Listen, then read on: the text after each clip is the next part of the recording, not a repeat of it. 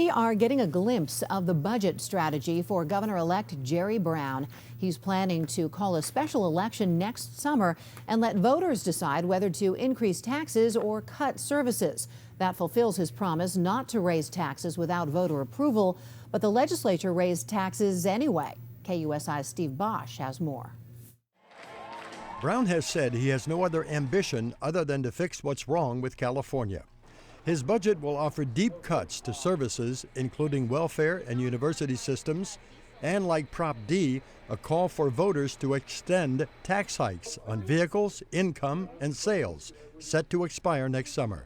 Business taxes will also go up. When tax increases go on the table, reform comes off the table, and we need bold reform in California. So far, it's what's missing that is causing concern. There's not a single word, not one word, about public employee pay, public employee health care, public employee pensions, the excessive nature of all three characteristics, the biggest single cost in the state budget. By putting a big tax hike on the table, it shows that he's not going in the right direction. He could enact some bold reforms. He has a Democrat-controlled legislature that could deliver what it is that he wants. No question Brown will make some real cuts, but so far, cuts to public employees are off the table. But he's not dealing with the bigger issue, which is how we deliver services.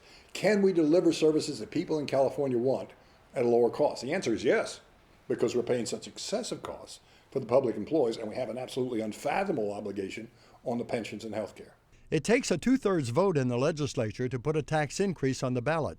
To get there, Brown will need some Republicans if he is to fulfill his promise of no tax hikes without voter approval. Well, we all knew what that meant. It meant he would immediately go to the ballot seeking a tax increase, and that's exactly what it looks like he's going to do, and we're going to fight that. Unless Brown starts talking about real structural reforms that produce substantial cost savings, the Republicans and the voters are not likely to buy into his plans.